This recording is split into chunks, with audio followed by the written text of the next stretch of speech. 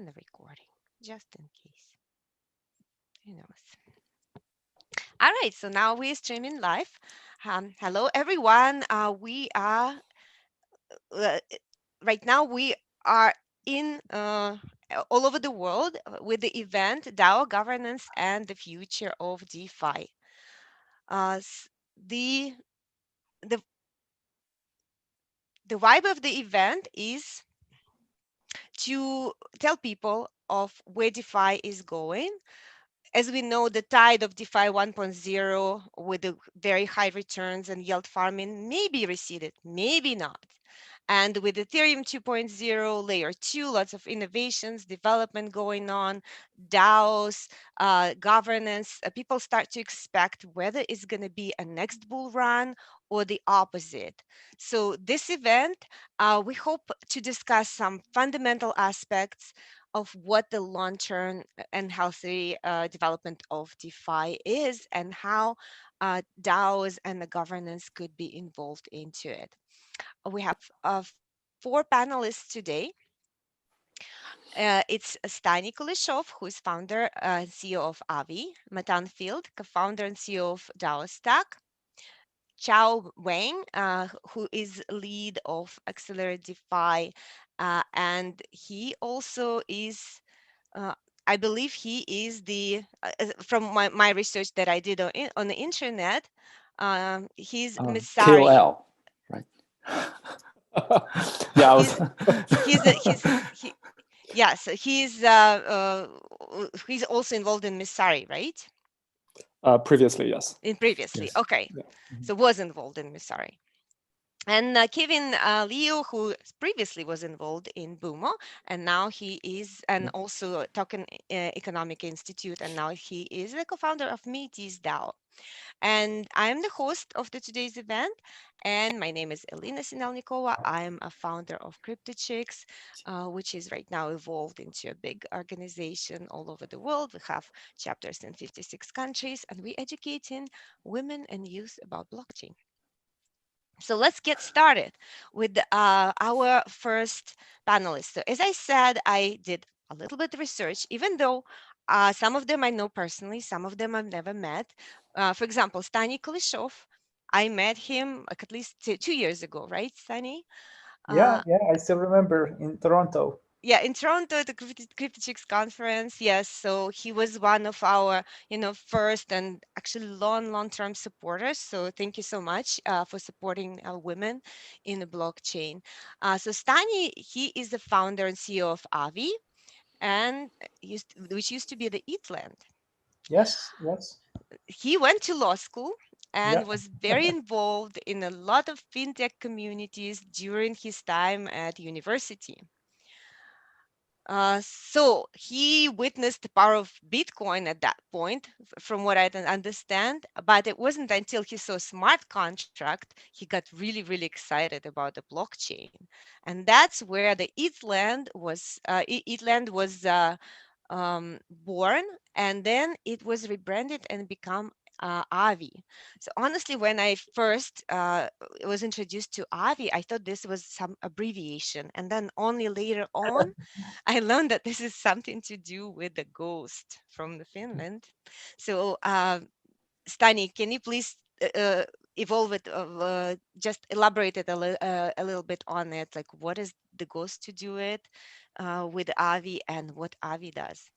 Yeah, definitely. I could start with the ghost because it's quite interesting. So, well, yeah. So I come from Finland originally. It's a small country in the Nordics, and the ghost is always a word for ghost in Finnish, and we kind of wanted to have a name that resembles something that where we don't have a foot too much. So kind of like we see decentralization and kind of like how DeFi governance works is that there is no single entity actually doing anything. So even when we build something, we're kind of like a ghost entity, and then like the true decision making and the true interaction is on the smart contract, which are running on a decentralized system.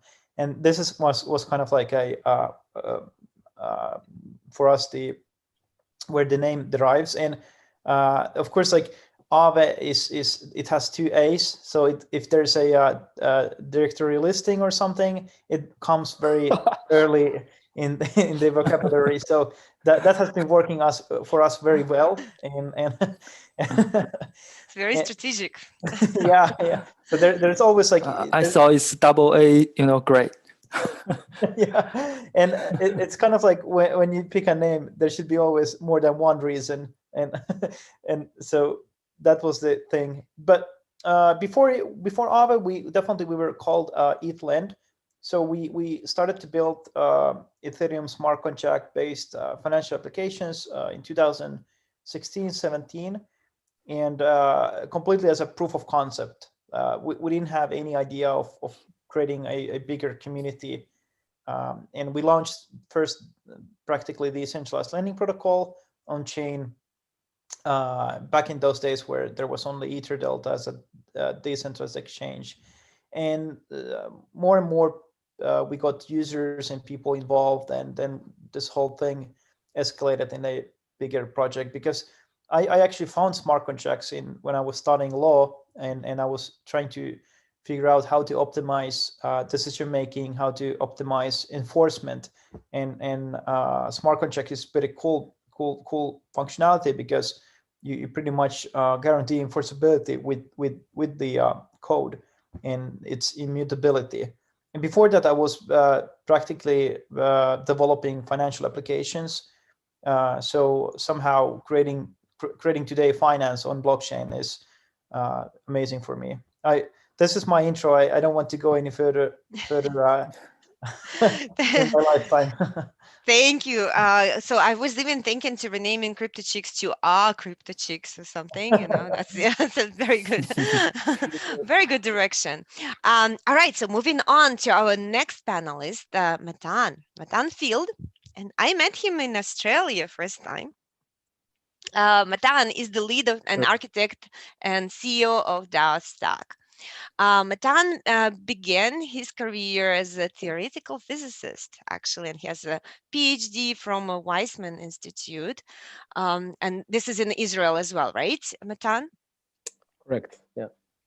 Yes, and he actually, during his postdoctoral research, he discovered blockchain, and then he founded the Lazuz. Do I pronounce it correctly?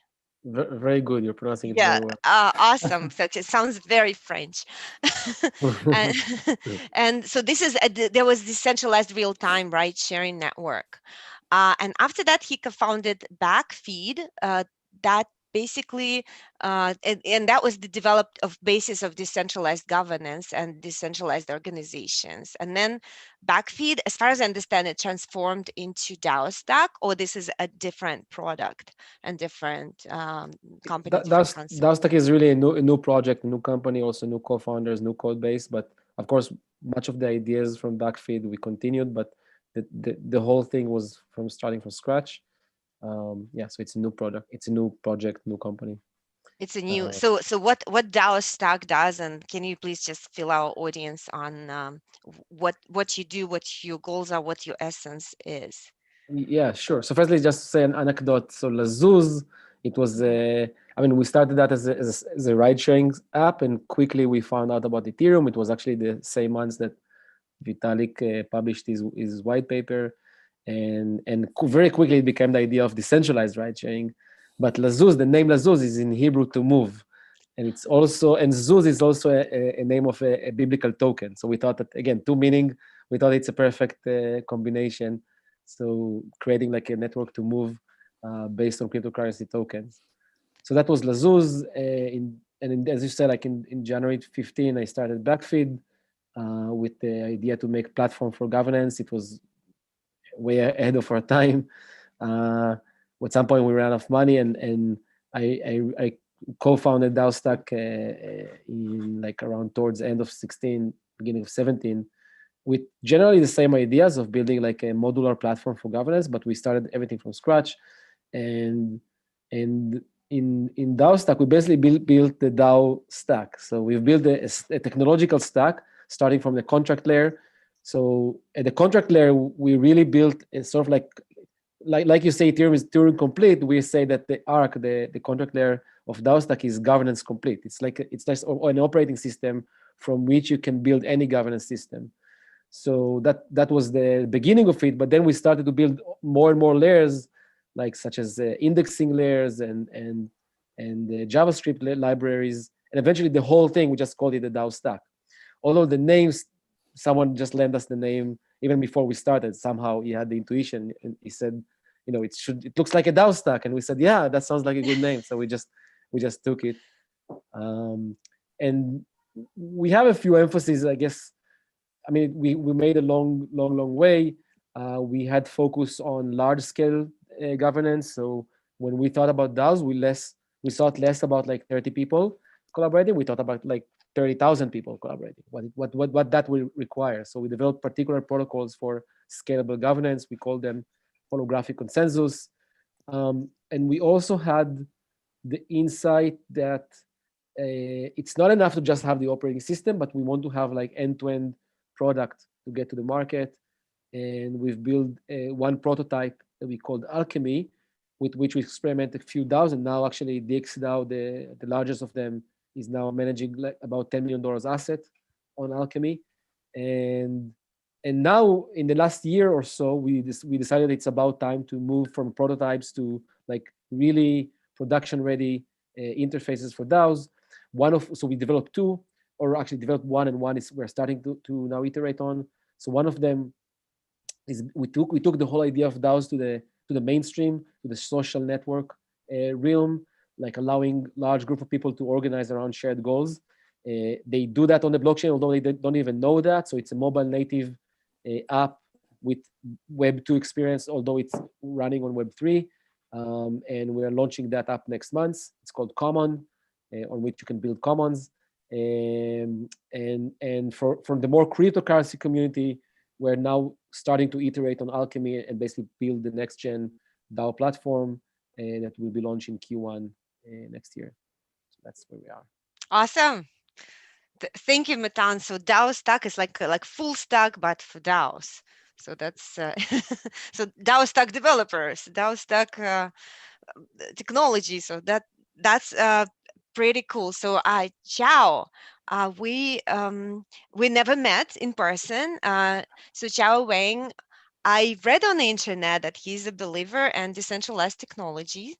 Of course, obviously, if he's here, and also in a shift of balance of power from elite to a commoner, which we all are as well. And Chao is Chinese Quebecois American. And one of his phrases that I found and that resonated with the public a lot last year, that EOS will surpass Ethereum in the developer adoption. So that's, I think that's many people can comment on it, right? So, and I would like to know if you have the same belief or not, but maybe not at this time. At this time, I would like to understand. I know that you've been involved with Messari, which is educating public, and it's very close and dear to me because I am doing education for the public as within the Crypto Chicks. So what is going on with your life right now? How do you evolve after Messari? What happened? And how are you involved in any DeFi, DAO, or governance? Yeah, well, since Messari, where I left earlier this year, maybe in March, I've been co-leading the DeFi Alliance. The DeFi Alliance is, I guess, an alliance of various DeFi startups, VCs, proprietary trading firms who are trading crypto mainly, liquidity providers, legal experts, and so on and so forth. The goal is to unblock hurdles for DeFi startups, and one of the first things that we built was an accelerator program. So you can think of it as a Y Combinator, but specifically for DeFi. So we've had like 2 cohorts of startups so far, and in fact, Stania is part of the DeFi Alliance as well, as visiting partner. That's what I've been working on since then. We provide knowledge, network, liquidity, funding, and so on and so forth. So I'm super passionate about DeFi. But I've been I guess involved with the crypto community since maybe as early as 2012. I mean, when I first learned about Bitcoin maybe in 2011, and that was when I don't know, Bitcoin crashed 90% within a week or something. I was like, what kind of shitcoin is this? I mean, Bitcoin was a shitcoin back then, right? But I was a trader. I was a quant trader, so I'm naturally drawn to this kind of extremely volatile market movement. So that's how I learned about Bitcoin and really got into it. But I also, learned about Ethereum very early on, before the ICO, only for the fact that Vitalik and I went to the same school. I'm 4 years older, so we never crossed each other's path. But I learned about Ethereum, and I was like, who are these Waterloo kids or Canadians were starting this new thing?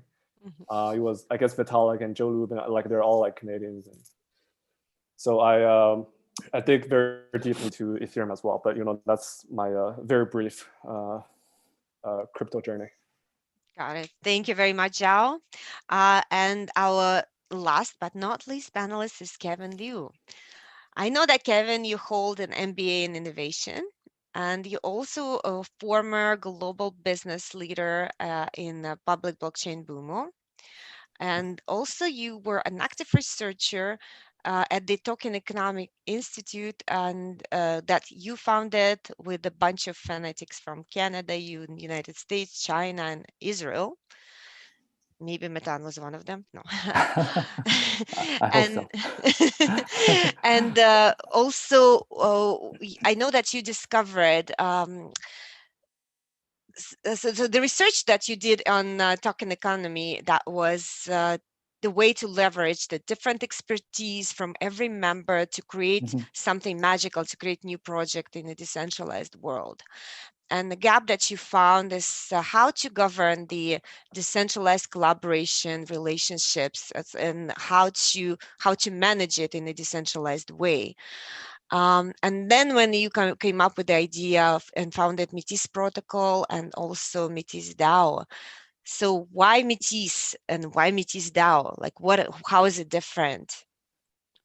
Yeah, I think we have Finland ghost here, so we also have a ancient Greek Titanist called Métis. Actually, this name is coming from the ancient Greek tale that Métis was in charge of wisdom, prudence, and deep thought. So our team think these are the qualities we're looking for to deal with complexity in distributed collaboration. So one of our members recommended this name, so we call it Métis DAO, Métis protocol. And you just mentioned the collaborations between, we say cross-domain. We actually inspired by the Santa Fe Institute, Brian Arthur, they're by the collaboration across different disciplines. They synergize some research from the complex economy, and we think this kind of practice quite cool. So we founded the Token Economy Institute, and as you mentioned, there's a lot of questions we found in the process of distributed collaborations. So we hope Métis protocol can help this. And Métis protocol is a layer 2 governance protocol based on optimistic rollup. We leverage the merits of layer 1 and layer 2 to upgrade the fundamental governance structure, providing high scalability, low cost, high privacy, and I think more functions for DAOs to support, to activate, and also to govern the complex collaborations in their community. So all the community-based projects, they can create their DAC based on Metis protocol. We call DAC is actually it's a subset of DAO because we believe most collaborators, they collaborate is to gain economic benefits. It's like a distributed or decentralized company. So any community-based projects, they can build their DAC on top of Metis protocol and to govern their community collaboration activities based on our common core framework, and also can share their benefits to all the community members. So Metis protocol is just it's like an infrastructure level framework. We hope to help and also to pump the future for DeFi, because a lot of DeFi projects are leveraging DAO structure to govern their projects. So yeah, that's pretty much of this protocol. Got it. Thank you so much, Kevin.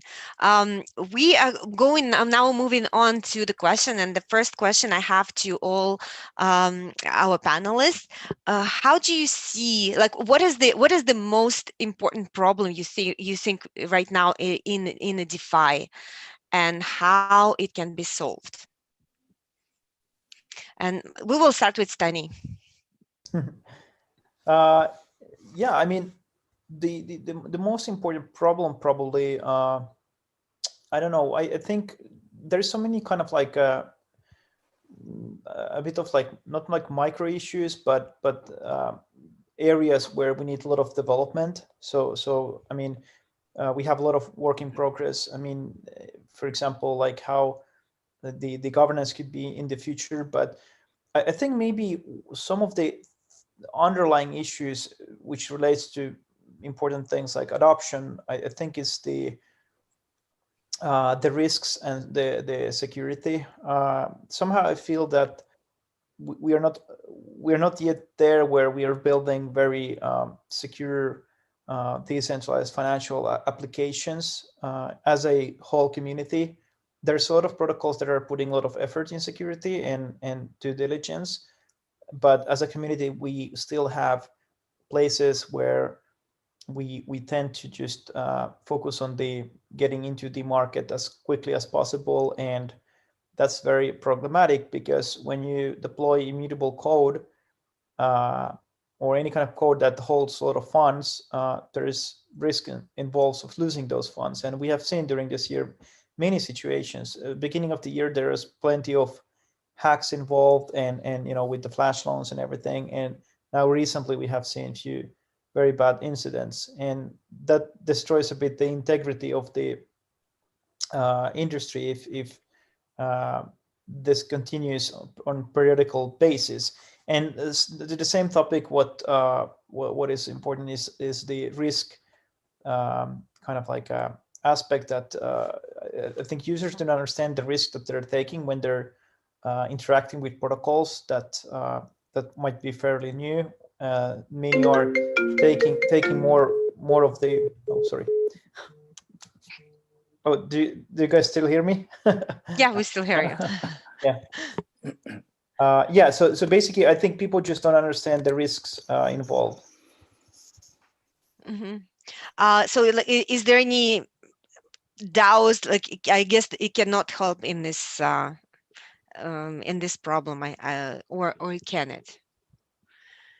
So when in terms of like DAOs, DAOs help to govern protocols. The protocols, they have substantial amount of value locked, and what DAOs are doing is you have more people involved and more transparency on what you can and like can do in the sense. And maybe DAOs are actually the ones who could lead in example of how to build more secure protocols and allocating funds for audits and being involved in the practice. But end of the day, I think DAOs play a big part of the whole security part. But I mean, it's a wider problem in the community. It is, yeah. I guess that this is probably one of the common problems between DAO and DeFi, the security and the whole blockchain. That's a huge problem and ongoing one. And when it's going to be solved, who knows? But yes, certainly people need to be aware about the risks when they, when they invest and when they also, enter the DAO. I think that's the same risks that applies. So Kevin, so same question to you. So what do you think that's the most important problem right now in the DeFi, and how would you solve that? Actually, I think there will be several aspects of problems that I found. First is going to, a lot of these DeFi projects are involved with yield farming. I think yield farming is a good thing. Is high APY can solve the liquidity issue and stir the market hot. But it's a zero-sum game. People gonna change from this market to another market if a much higher APY provided. So it also has a higher barrier. It's most useful for some. I think it's still in the crypto field. I barely see some new users coming into this with this DeFi training.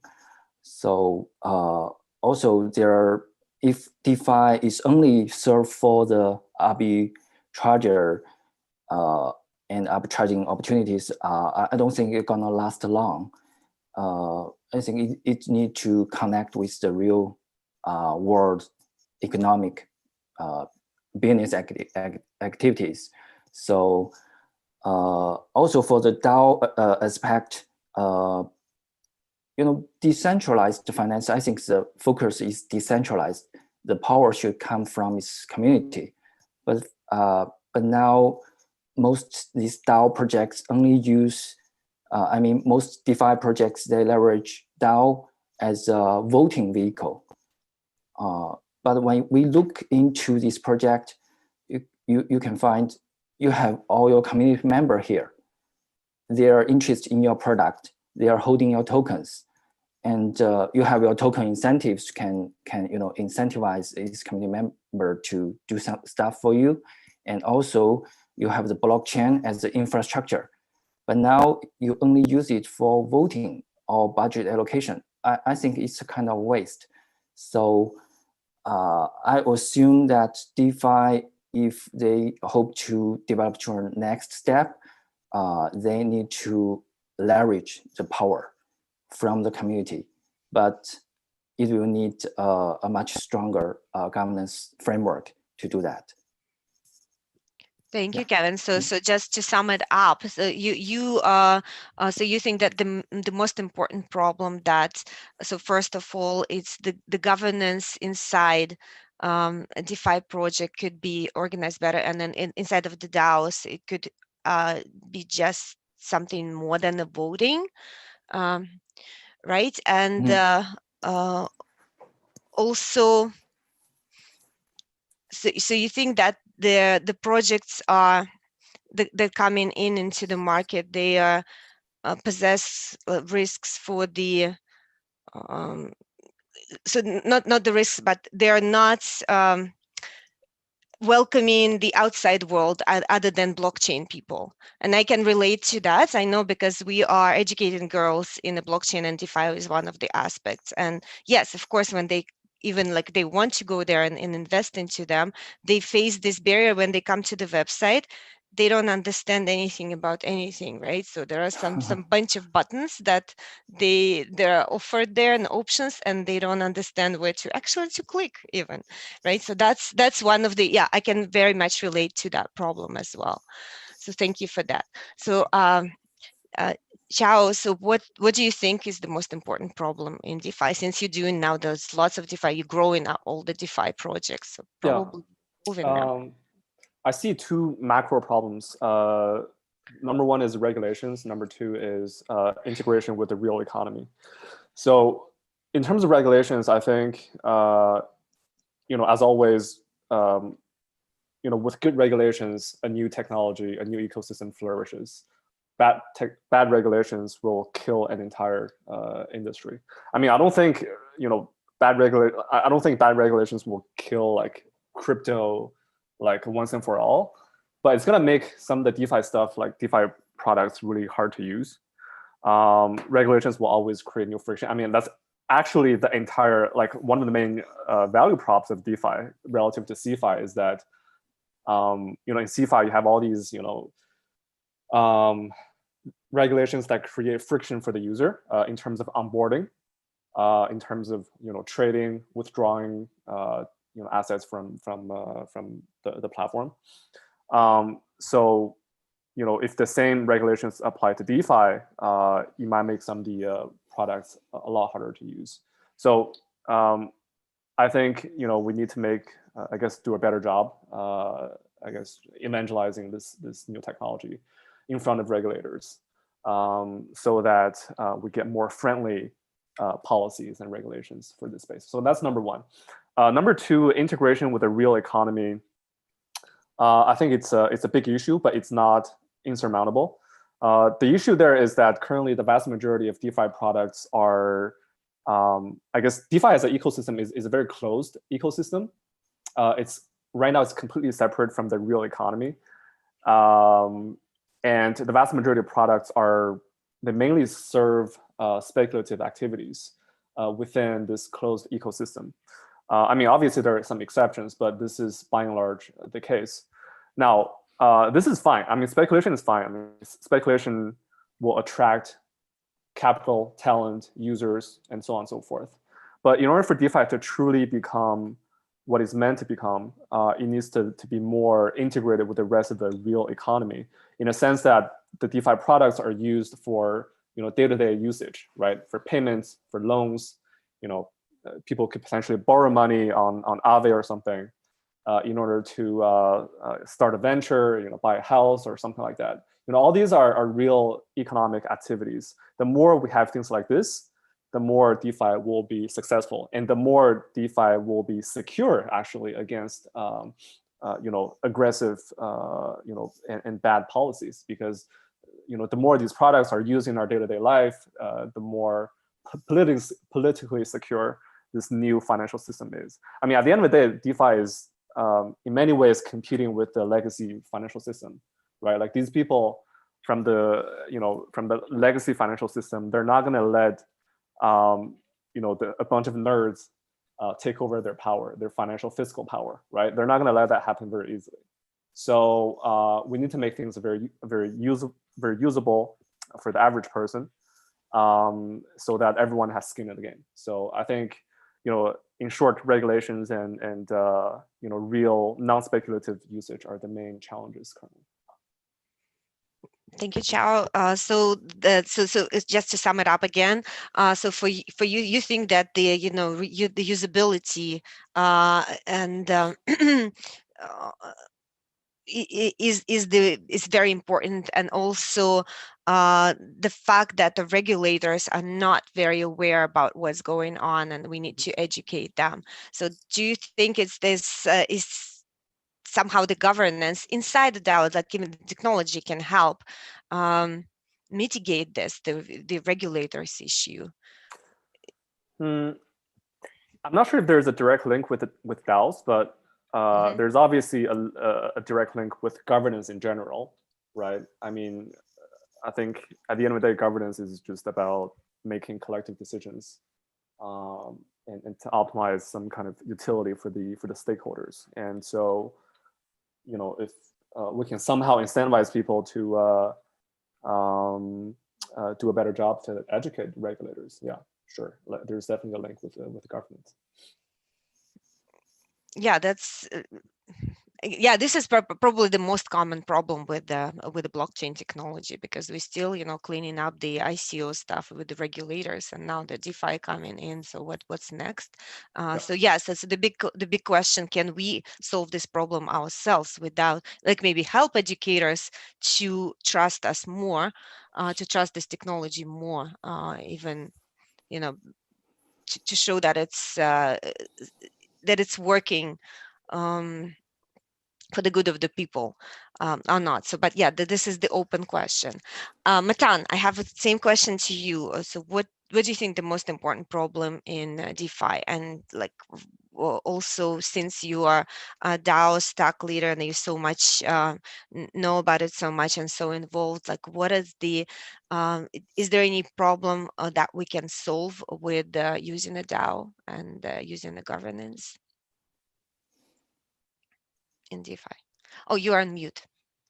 Yeah, sure. There's some obvious problems that everyone mentioned, like on-chain scalability, and there's security, and there's regulation, of course, which is solved by DAO governance, or not solved, but it's one solution.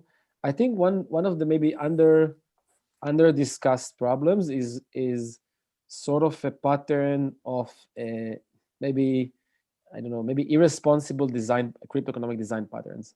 So there's a tension between designing crypto economically for fast growth and hype, and designing crypto economically for long-term sustainability. And for at some point, it was very valuable and very efficient that there was many protocols incentivizing quick growth. I can give some examples, but I mean, yeah, that drives the economy up. But right after all of the early comers, that the profit-seeking agents just made a profit and went to the next project, the volumes goes down and everything breaks down.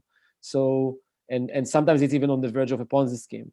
So I think it's actually a more general problem of irresponsible crypto economic design. It also goes to the governance realm. For example, the tension between designing something that is driving more the stakeholder engagement, so token voting, but it is known, token voting is very known to be not resilient to manipulations. And then there is more responsible design voting, like governance design based on static voting power, reputation, or lock tokens, etc. Or you can also look at it as the alignment between builders and stakeholders, the alignment between short and long-term incentive or long-term interests. So I would say generally there is a tension between building something that grows fast and building something that lasts. And I think for a long time, maybe people did something sustainable, and then people had some idea how to make quick growth. It worked. It drove the economy very, very quickly up. I think now we need to correct back and build some things that are maybe a little bit more sustainable. So that's what I see. Mm-hmm. Yeah, thank you. That's a very I can relate very much to this problem, because I want to invest like in DeFi myself, but yes, I'm very cautious because we already went through the ICO wave and now the DeFi. So there's lots of mistrust from the audience and then from the regulators and even within the community, right, to the projects. And we know that lots of them are short-lived. So I just would like to open the questions to you all. So do we think that we can mitigate this problem? Because this is related to the government, to the governance directly. So if can we use a technology to actually mitigate risks for people who would like to invest into these projects, somehow locking the incentives in the in a network for this project, so they would not and so the investors would not lose money. So is there any solution that you think we might come up with? I think it will correct itself. I think it will correct itself. What will happen is that, I mean, those projects, the DeFi project that will become, I mean, they will become DAOs, and those that will be based mostly on hype, basically they will die out very fast, because builders, for example, long-term committers would not like to stay in. It will not be viable. And those projects will actually correct and have more sustainable design patterns. They will attract the builders and the long-term committers, and eventually they will thrive. So I think this will naturally reorganize itself. And I think it's already happening, by the way. I think we already see some project that hyped very, very fast and now almost gone. And we actually see some projects that are gradually growing, but I think growing in a much more secure way. And maybe they are correcting the other side, like trying to drive up in more hyping manner. So I think this will actually auto-correct itself in some respect. But yeah, I think we can correct by offering better patterns, like better design patterns. Related to actually that as well. I mean, I think the governance definitely can take risk of the protocol. That is basically what we are doing at Aave. So in essence, like in Aave governance, the token holders are practically making risk-based decisions. So they're deciding what kind of asset could be listed into the protocol, what kind of risk parameters each and every asset could have. So how much you could borrow against, let's say, borrow DAI against a Ethereum, and practically all this kind of like and liquidation incentives.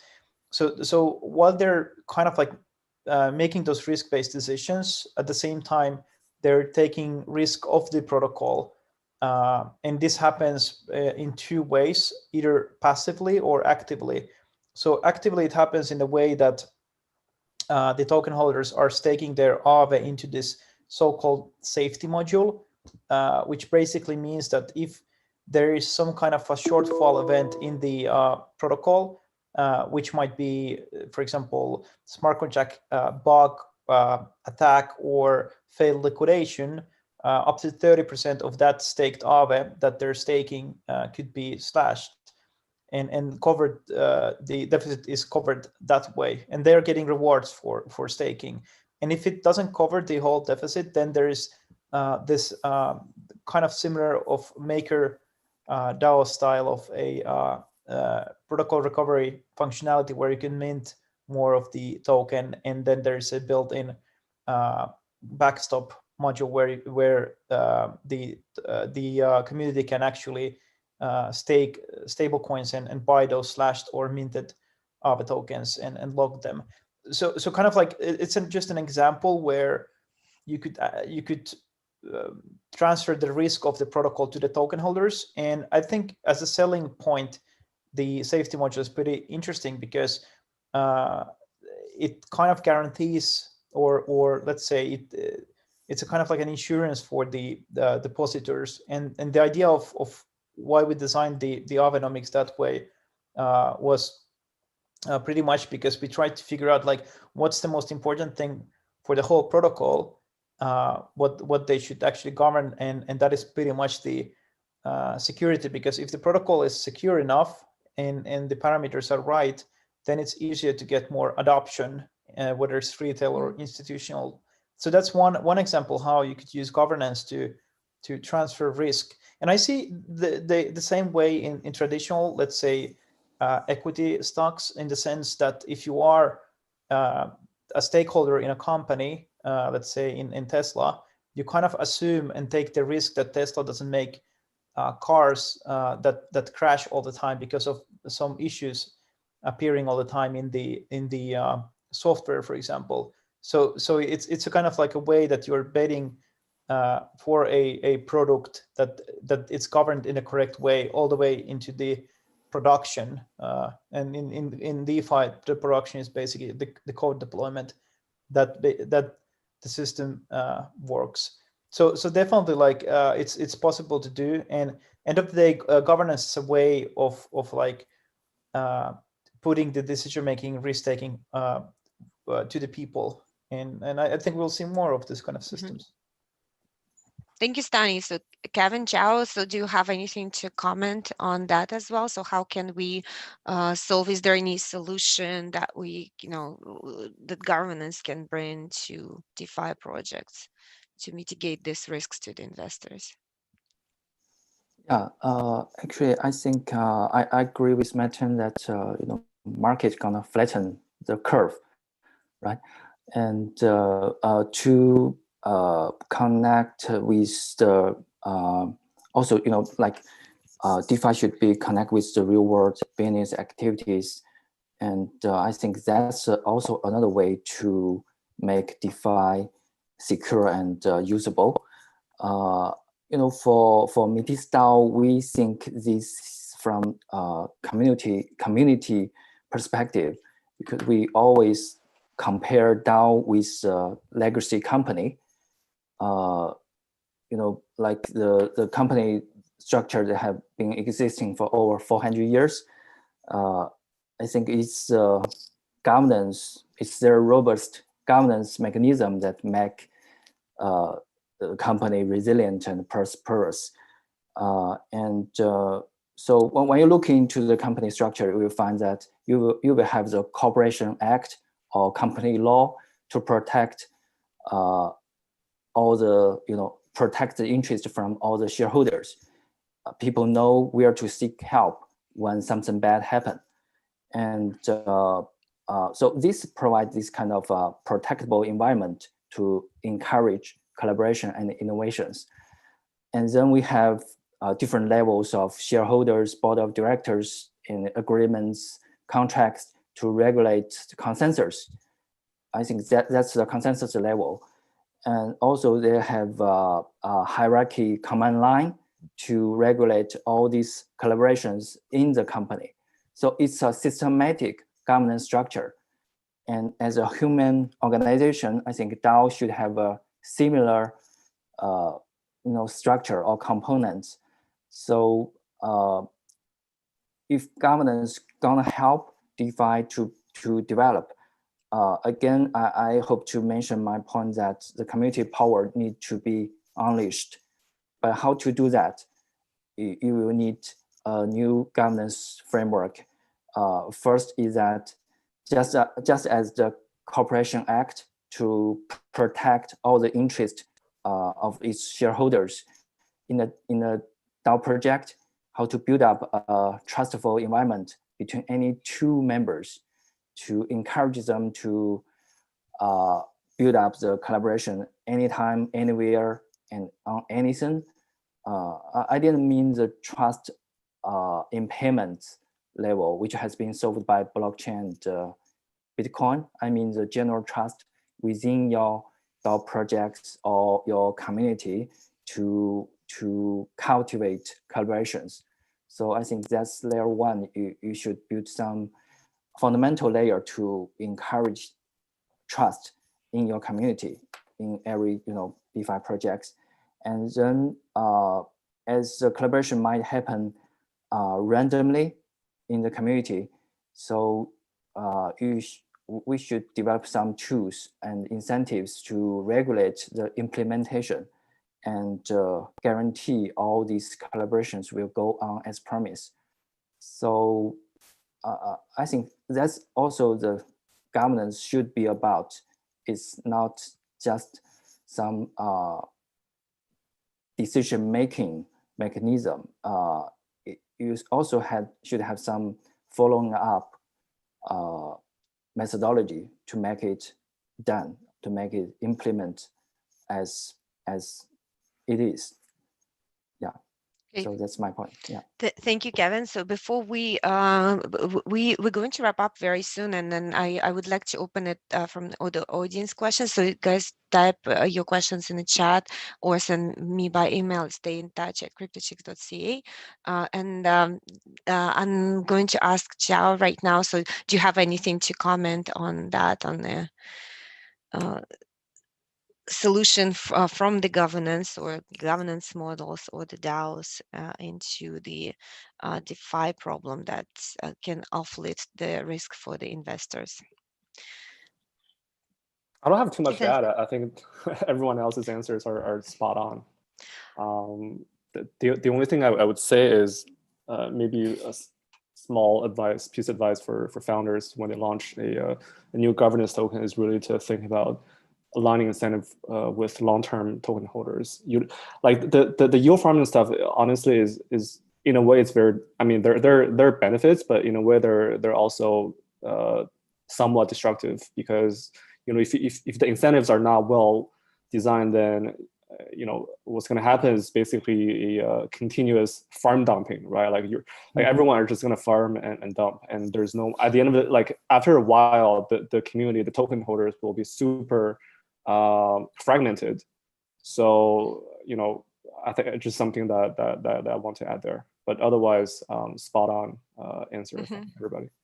Okay, thank you so much. So we have a question, and of course, question from the audience. So that's about. So recently we see many pumps and dumps DeFi projects, of course, and some of them only lasted a few hours, and then liquidity collapsed. Same we saw with the ICO boom. So So a question so do you think the crypto winter can come all over again after the DeFi boom? Of course, like people worried about that. So what do you think? This is not an investment advice, by the way. This is not not a legal advice. It's just your opinions. I think the crypto spring is just about to come, because I think that DeFi in much sense, DeFi is an engine boosting DAOs. I think I think DeFi. I don't think DeFi will go down. I think continue to go up, but maybe a little bit more slower than it was, last year. But I think then once that in a way stream of funds stream into DAOs and they start to saturate more of their potential, I think then we'll see a new exponential coming in. I hope much more sustainable one, like more long-term incentive oriented. And then I think it will by the way, it will feed back into DeFi and back between, there will be like a feedback between DeFi and DAO, but this will be like much long-term, much larger feedback. And once through DeFi, once DAO mature up, their toolings, for example, and voting protocols and so on, all that, then there won't be reason not to use those for other topics than DeFi, and then that's a much greater market. So I think in some sense, I think the DeFi boom is just the match lightening up the DAO, next phase. So I think that should come together with layer 2 solutions, because DeFi somehow were possible to be made without layer 2, but I think DAO wouldn't survive any moment without layer 2 solutions, some kind of layer 2 solutions, scalability solutions. So I think that will come just together, and I think it's just about time, because layer 2 solutions are just maturing up in the next few months, and I think it will be exciting time. 2021 will be even more stronger than 2020 in Ethereum space. Awesome news for the blockchain people. I hope for the outside world as well. So anyone else has a different opinion or maybe something to add to this question? Because this question we got a lot. Of course, people are worried about what's going to happen and what's going to happen to their DeFi tokens and to other. I'll add something. I think if you really want an analogy, the 2017 analogy is not the right one. I think the right analogy is 2016, when Ethereum went to $26 and then DAO hack and then crash all the way to, I don't know, $8 or something. It was like a 70% crash. And the year after, we had a 100x in Ethereum.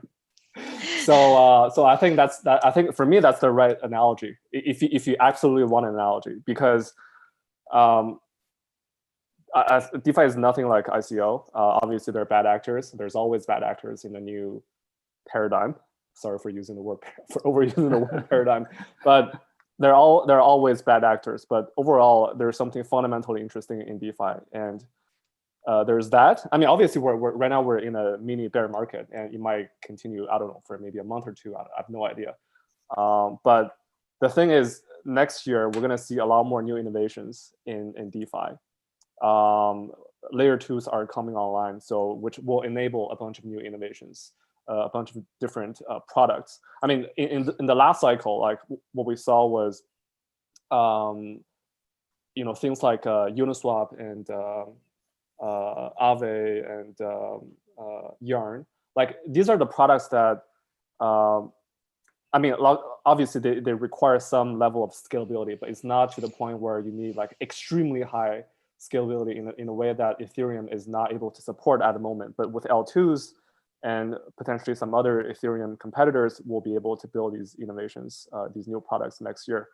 And then at the same time, there's the macro environment is extremely bullish for every risk market in the world. I mean, with like trillions of dollars waiting on the sideline, and then everyone, like institution-led Bitcoin bull market is just going to ultimately lift everything in crypto. I mean, I could be wrong, but this is my base case for next year. So nothing to worry about if you have long enough of a time horizon. Thank you. And then just I want to reminder to all our watchers and listeners. So this is not an investment advice again. So please don't gauge out of it. So just use your own head. But yeah, so if you guys have anything to add to this question, please do it right now because we are finishing wrapping up in 1 minute. Yeah, I think I agree with Chao. I remember you mentioned about months ago, it's a mini winter now. So the spring gonna come soon with layer 2 and with more, DeFi Lego plug into the real business world. I mean, some real business, real world business activities. So yeah. Thank you. So on this a very uplifting note of the crypto spring, I would like to finish our event. Thank you very much to all our panel participants. Thank you for Stani Kolishov of Avi. Thank you for Chao. Thank you for Kevin. Thank you for Metan. Thank you everyone. And we will continue the series of events about DeFi and DAO in the future. Thank you. Thanks, everyone. Thank you.